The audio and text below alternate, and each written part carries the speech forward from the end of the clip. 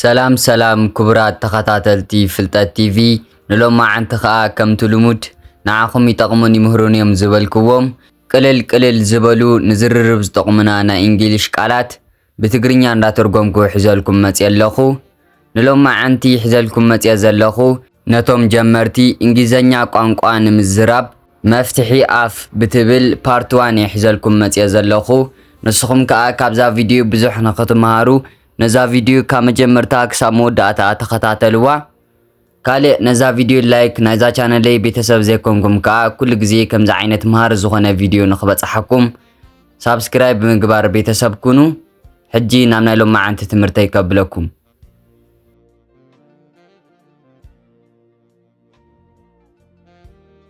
ሓራይ ክቡራት ተኸታተልቲ ፍልጠት ቲቪ ነቶም ሓደስቲ ዝኾንኩም ከመይ ገይረ ከም ዘረድእ ከረዳእኩም ማለት እዩ። እዚ ብላዕሊ ጽሒፈየ ዘለኹ ብእንግሊሽ ከመይ ጌርና ከም ንጽሕፈየ ጽሒፈየ ዘለኹ ማለት እዩ። መጀመርያ ነዚ ብእንግሊሽ ተጻሒፉ ዘሎ የንብበልኩም ካብኡ ቀፂለ ኸኣ ብትግርኛ ትርጉሙ ይነግረኩም ማለት እዩ። ሕጂ ነቐጽል። I wake up 7 o'clock. I wake up 7 o'clock. I wake up 7 o'clock. ሰዓት 7 እየ ዝበራበር ወይ ከዓ ሰዓት 7 እየ ካብ ድቃሰይ ዝትስእ ንምባል ንጥቀመሉ ማለት እዩ።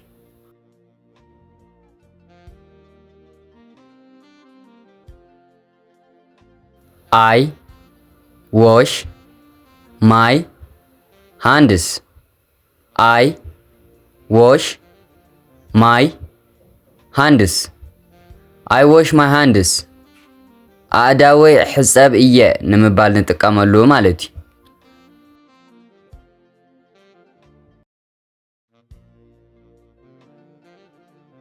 I wash my face.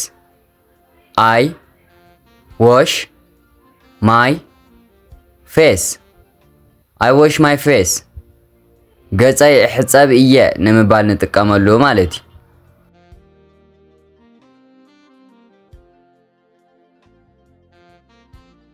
I brush my teeth. I brush my teeth. I brush my teeth. ኣስናነይ እብርሽ እየ ንምባል ንጥቀመሉ ማለት እዩ።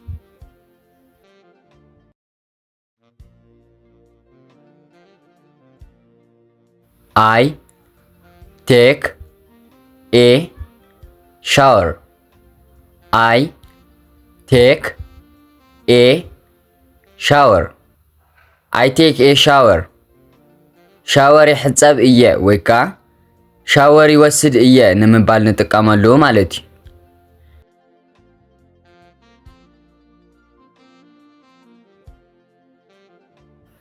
I pray. I pray. I pray. ይጽሊ ኣለኹ ንምባል ንጥቀመሉ ማለት እዩ።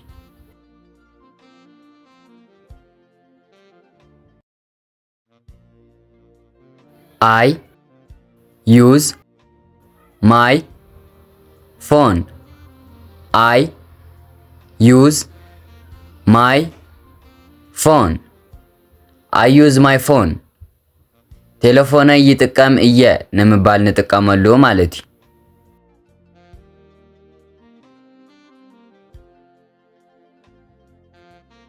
I eat breakfast. I eat breakfast. I eat breakfast. ቁርሲ ይበልዕ እየ ንምባል ንጥቀመሉ ማለት እዩ።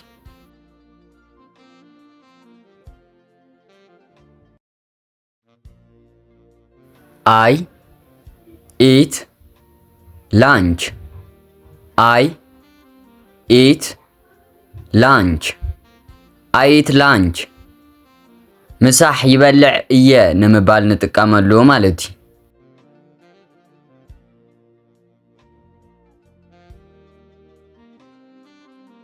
I eat dinner.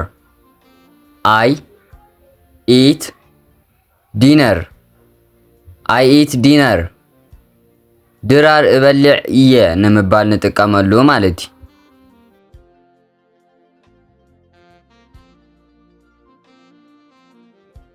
I drink water. I drink water. I drink water. ማይ ሰቲ እየ ንምባል ንጥቀመሉ ማለት እዩ።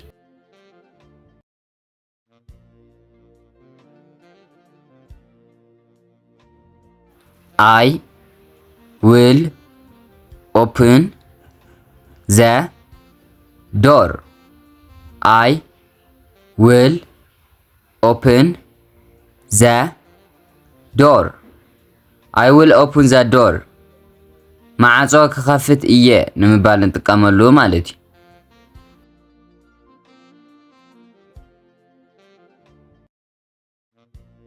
I will close the door.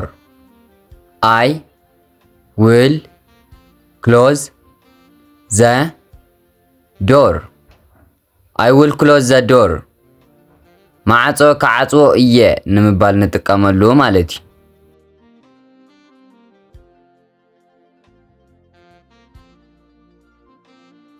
I lock the door. I lock the door. I lock the door. ማዕጾ መፍትሕ ከዓጽዎ እየ ንምባል ንጥቀመሉ ማለት እዩ።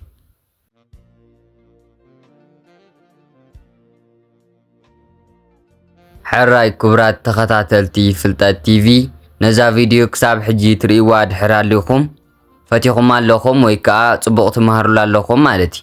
ስለዚ ንዓይኒ ምትብባዕን ካልእ ከምዚ ዓይነት መሃር ዝኾነ ቪድዮ ቀጻሊ ንኽሰርሓልኩምን ላይክ ኤንድ ሳብስክራይብ እንዳገበርኩም ኣተባብዑኒ። ሕጂ ናብ ዝቕጽል ከብለኩም።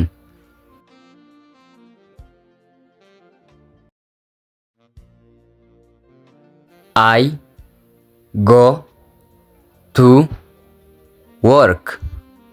I go to work. I go to work. ናብ ስራሕ እኸይድ እየ ንምባል ንጥቀመሉ ማለት እዩ።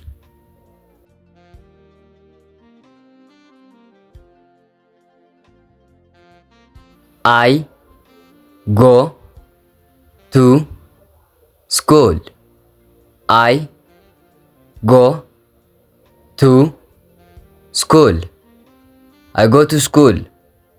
ናብ ቤት ትምህርቲ እኸይድ እየ ንምባል ንጥቀመሉ ማለት እዩ።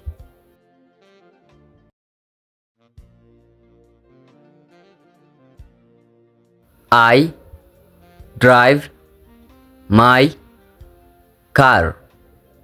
I drive my car. I drive my car. መኪናይ እዝውር እየ ንምባል ንጥቀመሉ ማለት እዩ።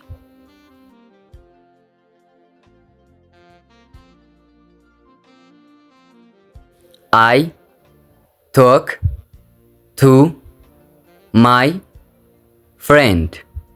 I talk to my friend.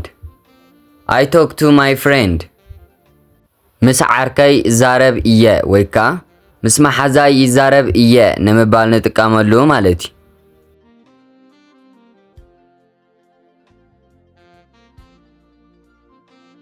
I come home.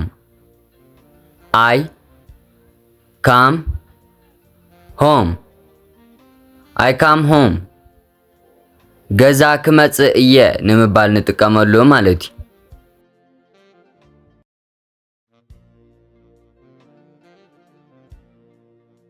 I watch YouTube. I watch YouTube. I watch YouTube. YouTube ይርኢ እየ ንምባል ንጥቀመሉ ማለት እዩ።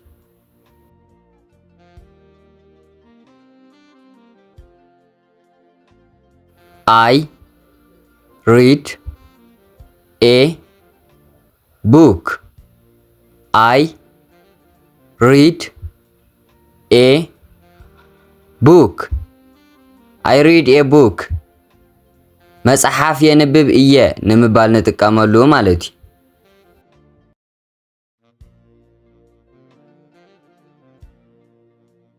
I am learning English. I am learning English. I am learning English.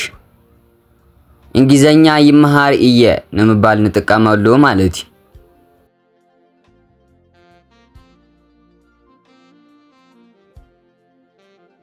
I clean my bedroom.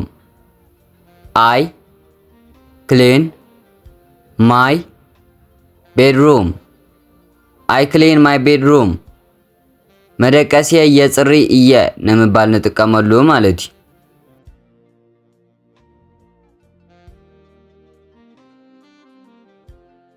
I charge my phone. I charge my phone. I charge my phone. ቴሌፎነይ ቻርጅ ይገብር እየ ንምባል ንጥቀመሉ ማለት እዩ።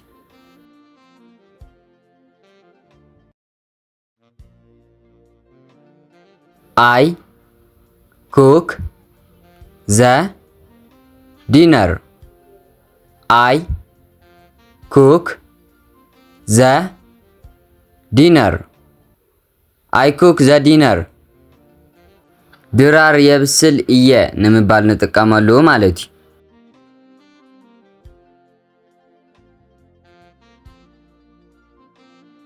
I wash the dishes.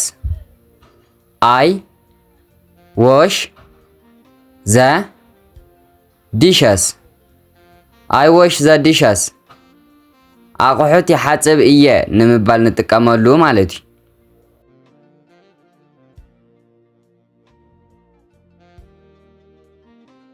I listen to music. I listen to music. I listen to music. ሙዚቃ ይሰምዕ እየ ንምባል ንጥቀመሉ ማለት እዩ።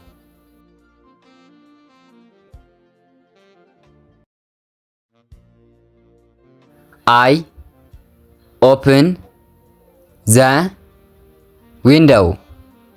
I open the window. I open the window. መስኮት ክኸፍቶ እየ ንምባል ንጥቀመሉ ማለት እዩ።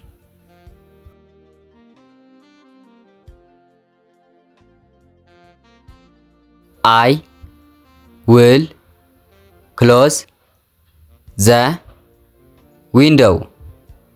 I will close the window. I will close the window. መስኮት ከዓጽዎ እየ ንምባል ንጥቀመሉ ማለት እዩ።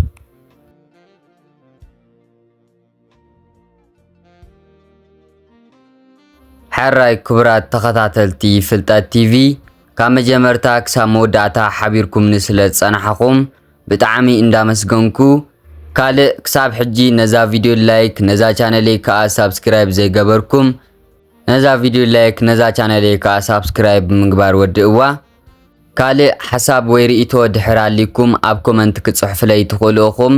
ንሎማዓንቲ ዝሓስክዎ ነዚ ይመስል ነይሩ። ኣብ ዝቕጽል ቪድዮ ክሳብ ንራኸብ ቻው።